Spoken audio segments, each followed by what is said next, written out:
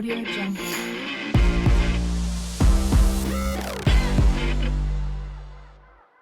Hello and welcome to Business Focus, produced by the Greater Reston Chamber of Commerce. My name is Angela Anzarello with Impact Business Solutions, and I'm privileged to be your host as we highlight the great work our local businesses are doing. Well, thank you for being here. We are super excited to share all the great things that are happening in and around Reston, in and around Fairfax County, and we would hope that you would want to learn more about what we're doing. So like, subscribe, what is it called? Like, subscribe, share. The lights just went out where you guys are. Yeah.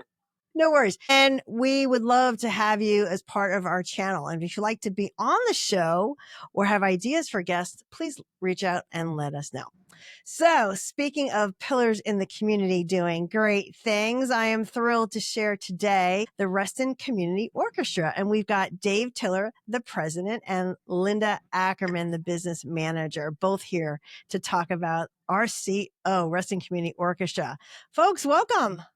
Thank you. Thank you for having us. My absolute pleasure. We're finally here. We can hear each other. We can see each other. It was a bit. If they only knew, yes. If they only knew. Don't worry about it. Hey, the life of recording and podcasting and TV shows. But anyway, let me tell you, I am so excited to have you here, first of all. And I would have to admit, I might have lived under a rock for many years, but I didn't even know that Reston Community Orchestra existed until just last year. So I bet, like many of those watching, they also didn't even know you guys were around. So why don't we share a little bit about the history? We'll talk about what's upcoming because you've got some great programming upcoming and you do some wonderful summer things. So Dave, why don't you kick it off? Why don't you tell us about the history? 37th season, I think you guys are in. Am I right?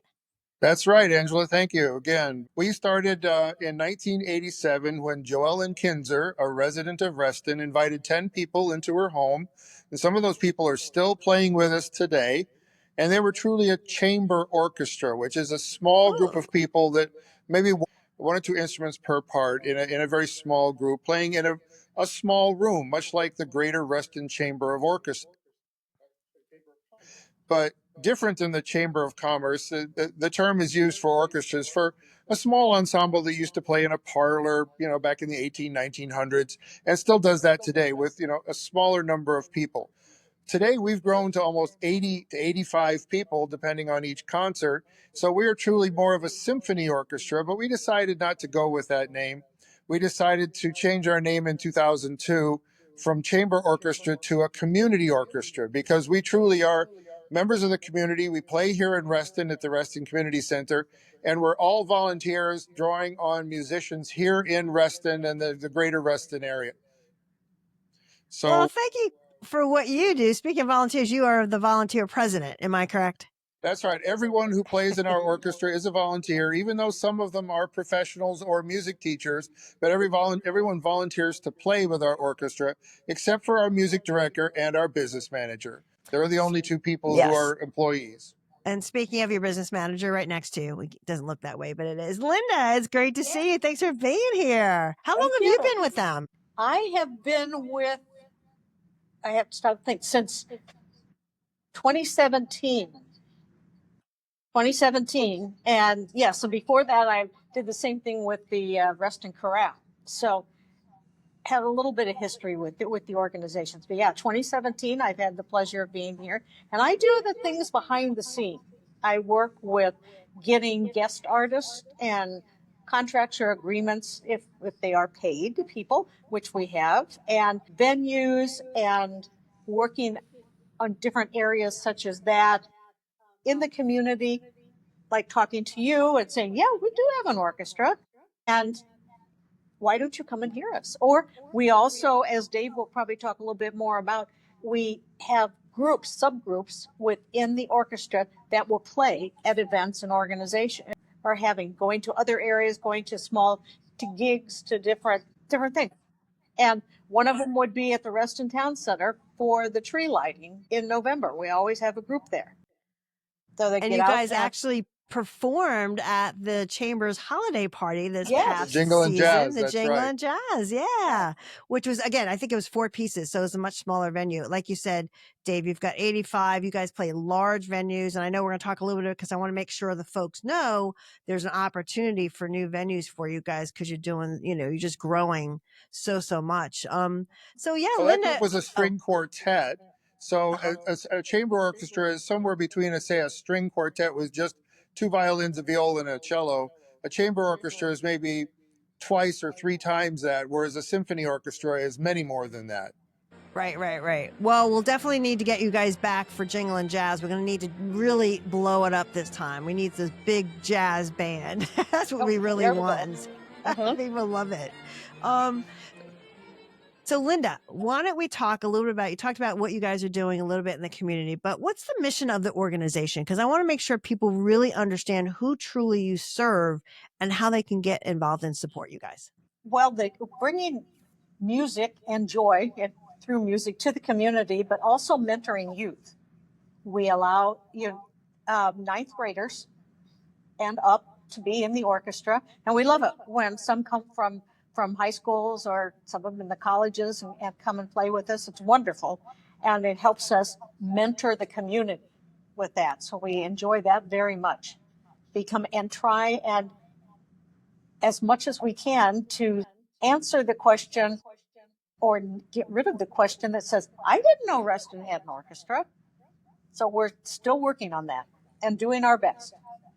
And it's opportunities like this that people can get out there. And David's That's like right. you and Gloria, when you come to Chamber 101 and share with all of the, new members of the chamber and prospective members what you guys are doing. So I think it's wonderful.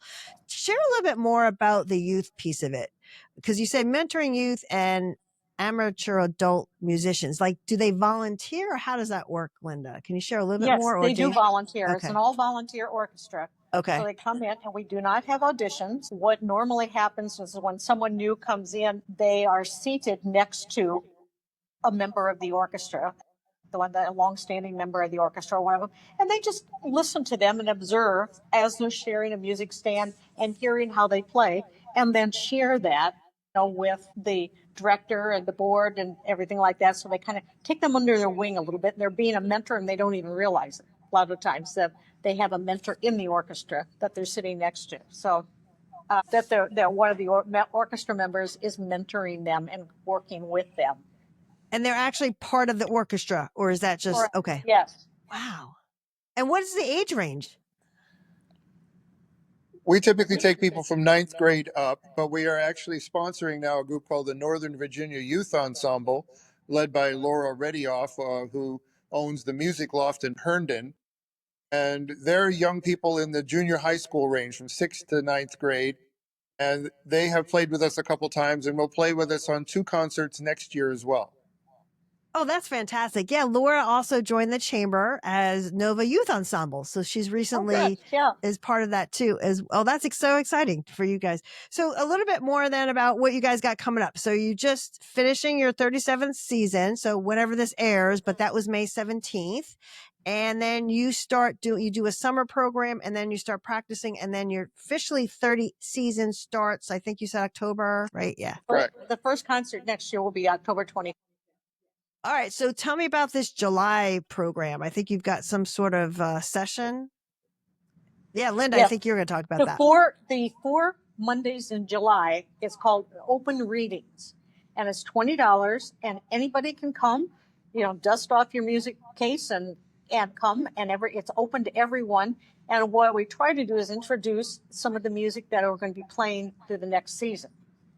But it's fun because we have kids from school that come in and just adults that say, I really haven't played for a long time and everything like that, but I might like to get back to it.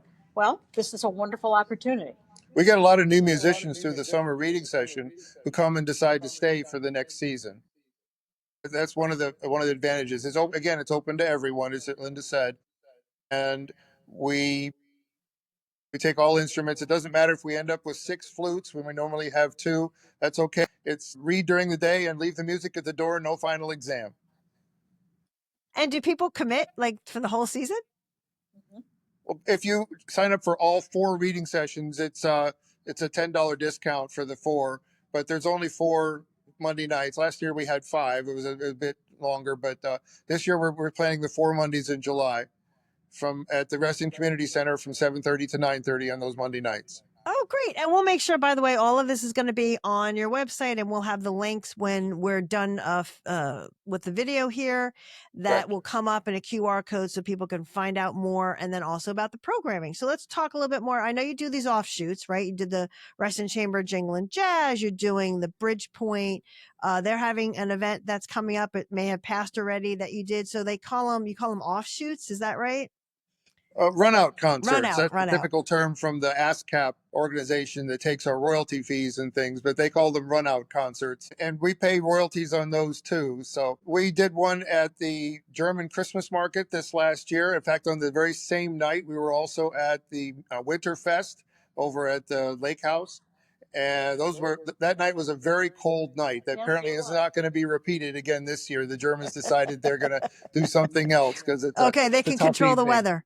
That's fantastic. Exactly. But we've played at Bridgepoint. We've played again at the Reston Town Center on the day after Thanksgiving when Santa Claus arrives and they light the tree. But we have a lot of gigs like that. We're asked to play for, in fact, on a Wednesday night when the Reston Community Center is being honored as a special as a certified organization or certified facility. So we're getting more and more of those kinds of events, which is more exposure besides just our 5 concerts a year. And what's nice about we have the subgroups within the orchestra, there's a variety. It's not all strings, there's brass. And so we have good variety that we can bring variety of music depending on what the situation calls for or what somebody wants. Oh, that's great. Absolutely. It sounds like you're just truly, truly flexible. We should do like a what do they call that? Like a battle of the bands or something like that. I don't know if you guys There do you that, go. but Yeah. that could be totally fun. So talk more about the programming. So then when you actually get into your season, Dave, like tell me a little bit more about the programming and how that's planned and where they are. And I know you're probably in the middle of still doing that for the 38th, but keep going. Our 38th season is going to be 5 concerts. The first one is October 25th. We start rehearsals on that the Monday night after Labor Day.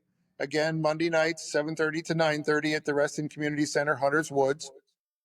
And that first concert will feature a local duo, Mark Olivia, who are 2 violin violists. They both play violin and viola, but they're going to be playing the Max Bruch Violin Concerto.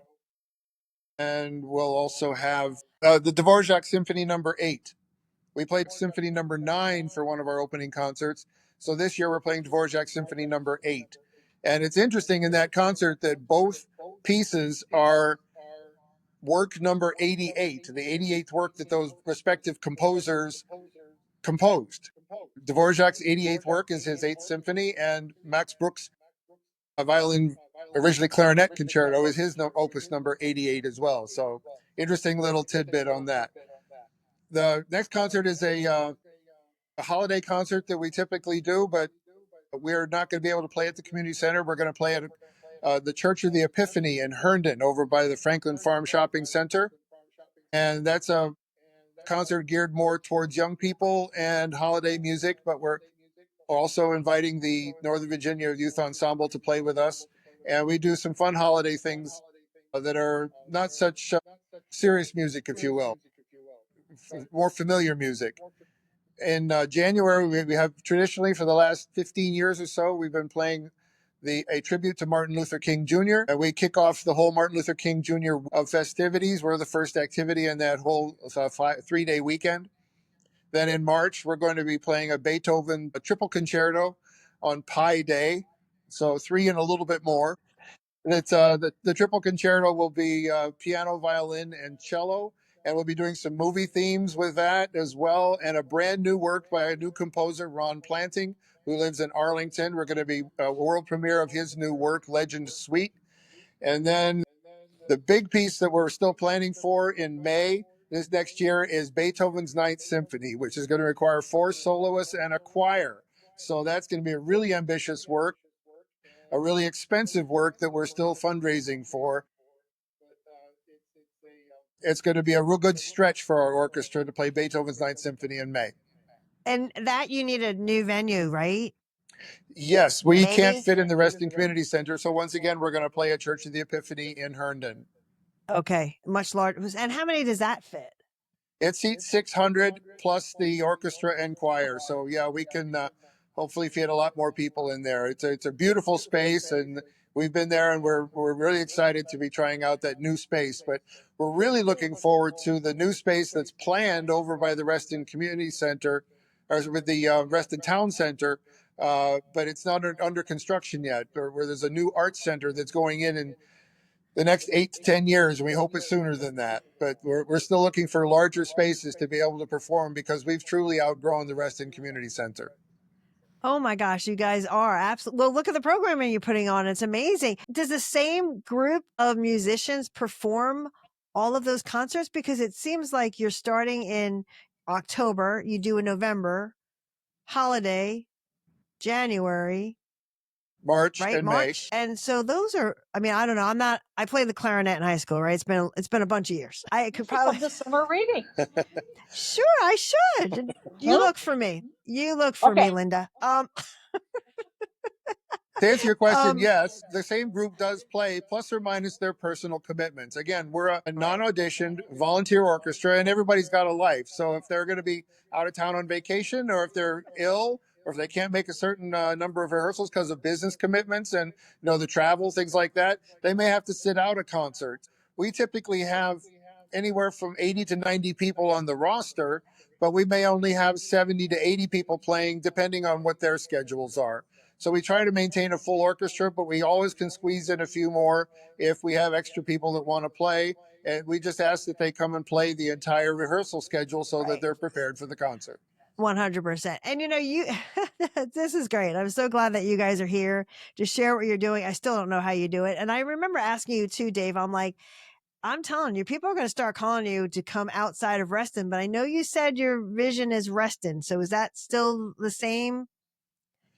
Yes, it is. I mean, we were founded for the people in Reston, and we have a very small patron base here in Reston, and we're looking for a much larger patron base and a much larger corporate base to help support us as well.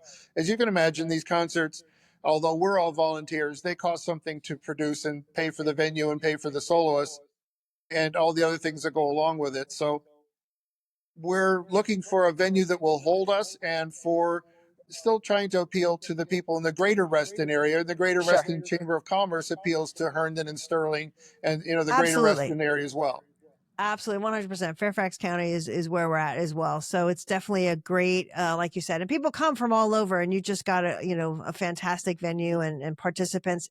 People, yeah, once they find out who you are, and I don't have with me, I'd love to show the last program for the last one, last event. I think Gloria had given me the program. It's beautiful. I know there's opportunity for people to sponsor, right, and get visibility. So we'll make sure that I definitely want to play. There was this great video that they gave me of the community orchestra. So I'm going to play that, but I also want to make sure that we share your social channels. I think you've got some stuff on YouTube. You're on Facebook. And Twitter. And then we'll make sure that and Twitter. Ooh, let's, I think it's, And I if think any it's X now. businesses or organizations want to advertise in our programs, they can do that. We're still very affordable on that advertising. In fact, I was told by people at the Chamber of Commerce that our advertising rates are still very competitive compared to the number of people that we reach. We reach about 250 people each concert, and for the price of advertising that we that we offer, it's a pretty good deal. And we offer a season ad, and for a very reasonable amount, and we just like to be able to advertise for companies in the Reston area and for them to sponsor us. So that's a great opportunity. Absolutely. We've had a couple of glitches, but this has been great. I have to say, first of all, meeting both of you and learning more about what you're doing. I think we covered everything. Like I said, I'll throw in a bunch of your social. People could stay in touch with you guys, but also learn about the concerts. I'm assuming you have packages to buy the whole concert series for the Absolutely. program. Well, next And season we're all going to have 3 concerts at the Reston Community Center, but you can always buy your tickets through RestonCommunityOrchestra.org. You can get them there, or you can get through that website to the Reston Community Center. perfect. And, make sure that you post those on the Chamber's community calendar. I know, Dave, you guys do a good job of that. Linda, right? So the Yes. behind the it's on scenes. there. Yeah. Linda, the behind the October scenes. October, yeah. Yeah, October 25th. Make sure that's there. Yeah. All right. Well, if I missed anything, have I got everything answered? Anything else I didn't cover you would like to share with the audience? Well, we're, again, RestonCommunityOrchestra.org, and please contact us if you'd like to be a patron, or if you would like to come see our concerts, and check us out in July when we're welcoming everyone. We're a community orchestra and a community organization in many ways. I will show up with my clarinet and disappoint you all. No, we're going to count on that. All right. Well, Linda, Dave, great to have you. Great to see you. And I look forward to seeing you soon. Thank you very much. Thank you very much for having us. And I look forward to seeing you on our next episode.